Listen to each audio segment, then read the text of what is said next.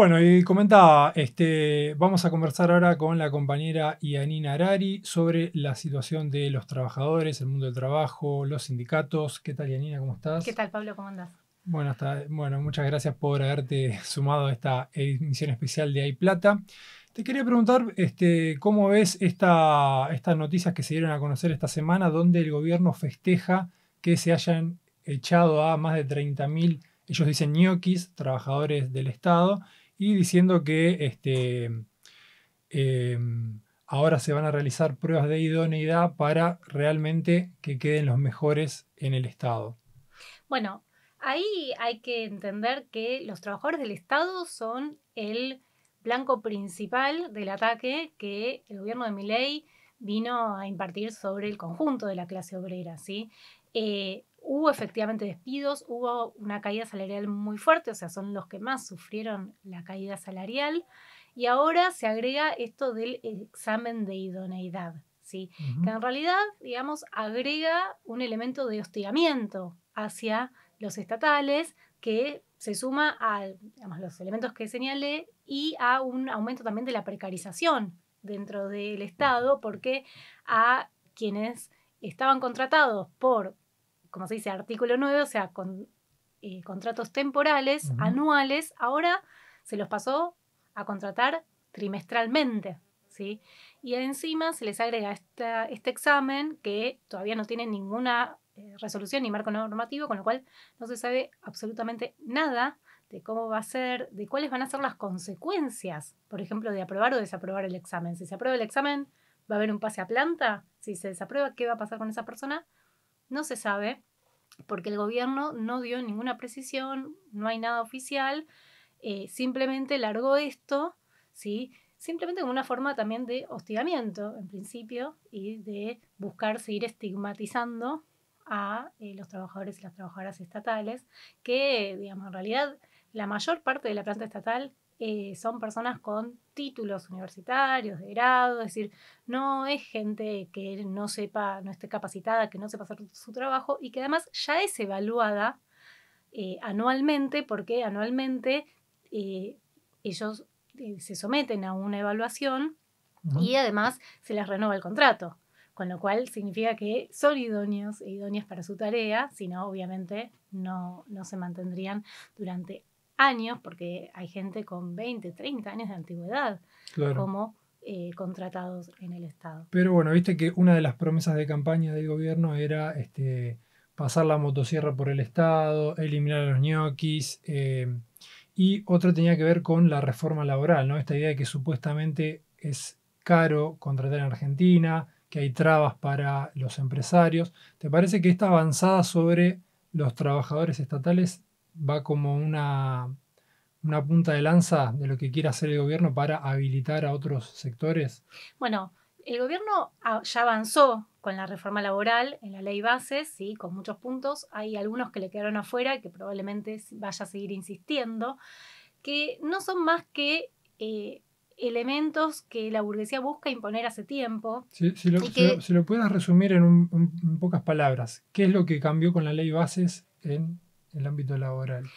básicamente, en pocas palabras, lo que hace la ley bases es, digamos, atacar al trabajo registrado en blanco, ¿sí? Es decir, al sector que está en mejores condiciones. ¿Para qué? Para que avance la precarización, para que avance, digamos, lo que se llama flexibilidad y que eso abarate justamente los costos de contratación. Ujú. Básicamente lo que se busca es hacer que avance, digamos, la explotación en la Argentina, la tasa de explotación, que los empresarios puedan aumentar esa tasa de explotación y para eso se ataca al sector que todavía mantiene conquistas, que son los trabajadores en blanco, con estabilidad laboral, Bien, se etcétera. Los busca entonces una estatales, nueva normalidad, no de registrar a los no registrados, sino de asimilar a los registrados a las condiciones más precarias, ¿no? exactamente, o sea, podríamos decir la precarización avanza. Claro. Efectivamente se busca eso con los privados y con los estatales también, porque en la ley base se ataca la estabilidad laboral del empleo público a través del régimen del pase a disponibilidad para los trabajadores y las trabajadoras de planta.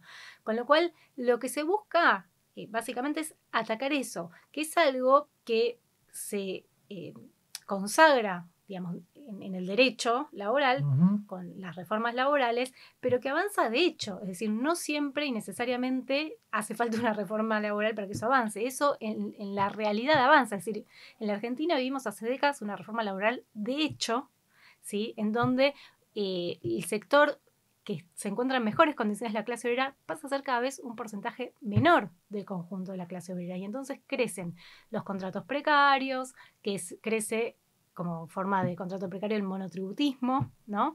Bien, sí, bueno, nosotros los que seguimos tu columna La fuerza que mueve el mundo, ahí explicás que muchas de las reformas laborales pasaron primero a través de los convenios antes que por leyes más generales, ¿no es así esto? Exactamente. Entonces, en ese sentido te quería preguntar, bueno, queda claro cuál es la estrategia de Milei, cuáles son las ideas que tienen. Ahora, ¿qué rol ocupan los sindicatos, ¿no? Una mención para quienes deberían estar a la defensa, ¿no? de las condiciones de trabajo. ¿Y qué pasa con la CGT? Que parece que ya terminó el año, que no se puede hacer un paro, que no es el contexto indicado. ¿Cómo ves el mundo sindical frente a esta gran avanzada sobre las condiciones de trabajo de la clase obrera? Bueno, ahí lo que hay que pensar es que así como hay una transformación en la estructura de la clase obrera, también lo hay en el mundo sindical, porque la organización sindical de la clase se ve afectada por esas transformaciones en la medida en que el sector en blanco, con trabajo estable, registrado, etcétera, es cada vez menor.